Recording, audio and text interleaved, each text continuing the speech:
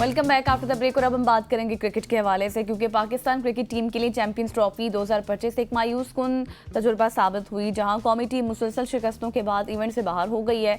और न्यूजीलैंड की अगर बात करें, न्यूजीलैंड और भारत के खिलाफ मैचेस में नाकिस कारकर्दगी के बाद अब टीम में बड़ी तब्दीलियों की खबरें भी गर्दिश कर रही हैं।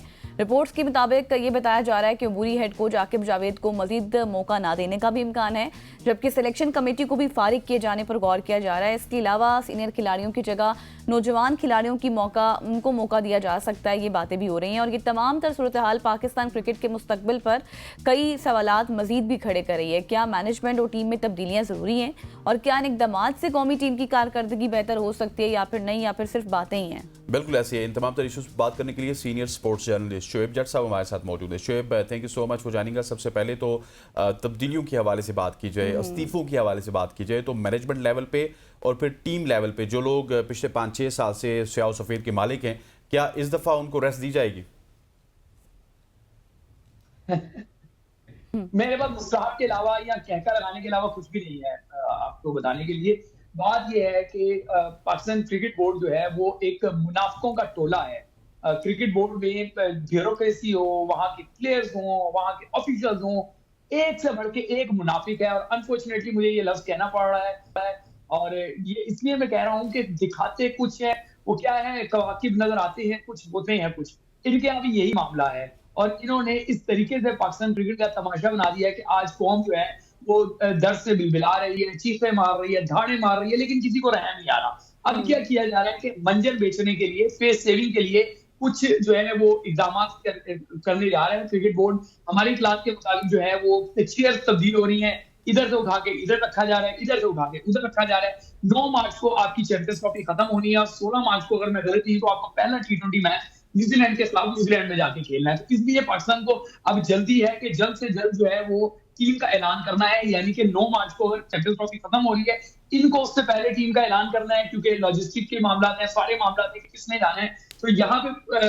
अब फेस सेविंग के लिए किया जा रहा है कि कुछ सीनियर खिलाड़ियों को जो है वो ड्रॉप किया जा रहा है, और उधर दूसरी जानिब जो है वो बड़ी घुमसान की जंग होने वाली है। जो मेरी इत्तलात है कि सीनियर भी उन्होंने भी अपना फॉरवर्ड ब्लॉक बना लिया। उन्होंने कहा जी अगर क्रिकेट बोर्ड ने ऐसा कुछ किया तो फिर हम भी उनको आड़े हाथ लेंगे। तो जो प्लेयर्स के हवारी हैं, उनके रिश्तेदार हैं, वो आहिस्ता आहिस्ता एक्टिव होना शुरू हो गए हैं। कुछ फॉर्मर क्रिकेटर से भी पाकिस्तान क्रिकेट टीम के सीनियर खिलाड़ियों ने, मैं आपको बड़ी मुसद्दिका ज़राए से ये बात बता रहा हूँ कि बावसूख उससे बता रहा हूँ कि कुछ सीनियर खिलाड़ियों ने साबिक क्रिकेटर से खदमात जो है ना लेने की वो किया, राब्ते किए हैं कि जी देखें हमारे साथ गलत हो रहा है। जिसमें सबसे बड़े सियासी शहीद जो है वो बाबर आजम बनेंगे कि जी उनको उनके तीसरे नंबर पे धकेल दिया गया, उनके पास ज्यादती हुई। और फिर ये कहा जा रहा है कि T20 फॉर्मेट जो है ना वर्ल्ड कप है 2026 था, लिहाजा रिजवान और बाबर की जोड़ी जो है ना इसको ना हिलाया जाए। अगर इसको हिलाया गया तो पाकिस्तान क्रिकेट बर्बाद हो जाएगी, और पाकिस्तान के जो पेसर फिट रहे हैं वो 4 बॉलर के बड़े महान बॉलर हैं, उनको ना हिलाया जाए। तो ये फॉरवर्ड ब्लॉक तो बन गया प्लेयर्स का। अब इधर क्रिकेट बोर्ड का मामला ये है कि क्रिकेट बोर्ड की जो लान तान हो रही है पूरे पाकिस्तान में, तो उन्होंने ये फेस सेविंग के लिए किया है कि पहला नजला तो गिराना है जी सिलेक्शन कमेटी के। जी सिलेक्शन कमेटी को उठाएं, उनके ओहदे तब्दील किए जा रहे हैं, उनकी जिम्मेदारियां तब्दील की जा रही हैं, वहां पे नए सिलेक्टर्स को लाया जा रहा है, ठीक है ना। अब ये सारा मामला हो रहा है। उधर क्रिकेट बोर्ड जो है वो खुद बड़ी मुश्किल में है कि खिलाड़ियों का जो फॉरवर्ड ब्लॉक है, अगर उसने आके एक स्टेटमेंट दे दी है, उन्होंने जो अपना प्रेशर बिल्डिंग करनी है वो जैसी। अच्छा ये बता दूं मैं आपको, जो सीनियर फॉरवर्ड ब्लॉक बन रहा है पाकिस्तान क्रिकेट टीम का, बन चुका है ऑलरेडी। इनकी तवज्जो बांग्लादेश के मैच में नहीं है, इनकी तवज्जो है कि हमें टीम से बाहर ना निकाला जाए। उनको ये फन आता है कि सियासी असर और रसूख कैसे इस्तेमाल करना है, सियासी दबाव कैसे इस्तेमाल करना है। उनको ये असर और रसूख आता है कि ताकतवर तरीन जो हल्के हैं उनसे सपोर्ट कैसे लेके आनी है। उनको ये आता है कि सोशल मीडिया पे कंपेनें कैसे चलानी है कि एकदम नैरेटिव तब्दील हो जाए। तो फॉरवर्ड ब्लॉक बहुत ज्यादा तगड़ी पोजीशन में, कहते हैं ना आसीने, उन्होंने आसीने चढ़ा ली और कह रहे हैं आज की मैदान में हम देखते हैं। तो आने वाले दिन पाकिस्तान क्रिकेट का तमाशा मजीद चलेगा। सही, लेकिन जट साहब अभी आपने बात की अपने सवाल के जवाब में, आप कह रहे थे कि सीनियर्स को आड़े हाथ, तो सीनियर किस तरह से आड़े हाथों लेंगे बोर्ड को? आपको बताया तो है कि वो मुहिमें चलवाएंगे, वो कहेंगे कि जी ज्यादती की गई है। तो पहली बात ये कि कप्तान जो है उसके हवारी पहले तो ये खबरें चला रही हैं कि कप्तान की मर्जी का स्क्वाड नहीं था, हालांकि सिर्फ एक खिलाड़ी, वो जो एक खिलाड़ी फहीम अशरफ है, वो अगर कप्तान की मर्जी का नहीं था तो उसको चैंपियंस ट्रॉफी में कौन सा मैच आपने खिला दिया? क्या आपने न्यूजीलैंड के खिलाफ खिलाया? क्या आपने बांग्लादेश के इंडिया के खिलाफ खिलाया? तो जवाब मिलेगा नहीं। तो जब वो खेला ही नहीं तो वो कैसे कसूरवार हो गया? ठीक है, एक उन्होंने ये एक मुद्दा पेश किया, एक ये कर रहे हैं कि बाबर जो नंबर 3 का बैटर है उसको आपने नंबर 1 पे यानी कि ओपनर नंबर 2 पे दिया, ओपनर भिजवा के इतना बड़ा गुनाह अजीम कर दिया है कि पाकिस्तान क्रिकेट का बेड़ा गर्क कर दिया। वो इन दो चीजों के पीछे छुप रहे हैं। तीसरा वो कह रहे हैं कि हमारी तो स्ट्रेंथ जो थी वो फखर जमान था।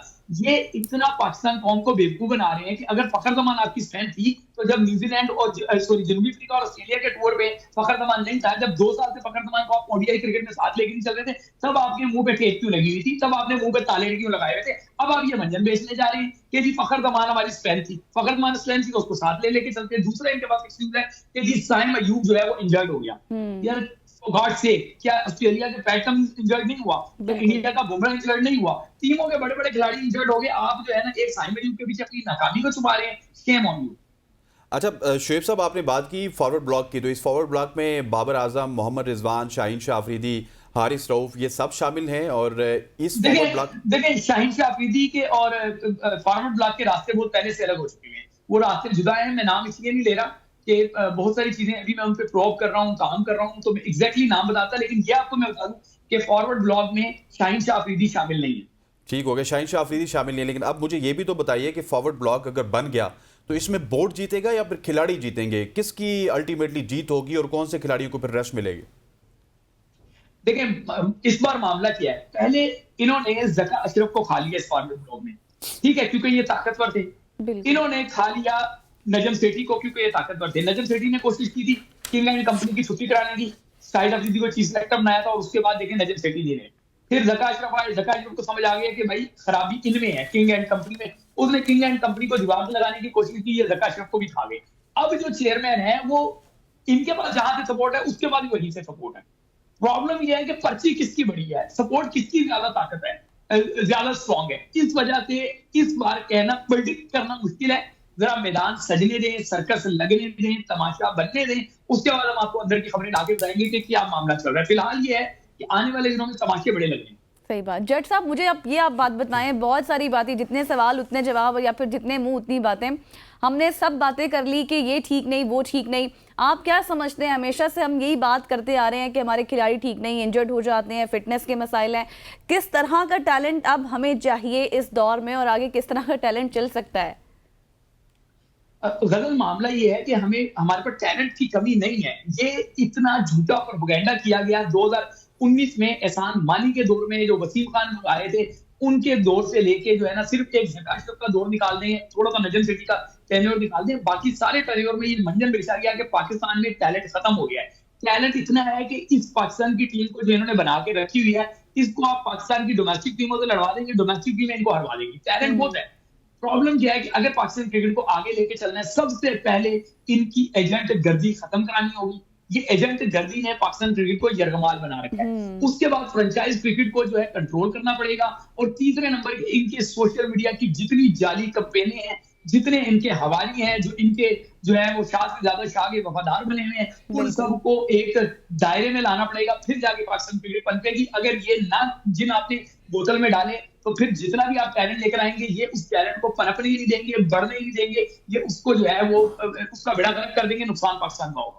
Thank you so much for joining us. Senior sports journalist Shoaib Jatt साहब मौजूद थे, जो कि पाकिस्तान क्रिकेट के आइंदा आने वाले दिनों के हवाले से हमें आगाह कर रहे थे कि किस तरह से एक तमाशा होगा बोर्ड और खिलाड़ियों के दरमियान। यहाँ पे वक्त हुआ चाहता है एक शॉर्ट सी कमर्शियल ब्रेक का। ब्रेक लेते हैं, वापस आते हैं। Stay with us.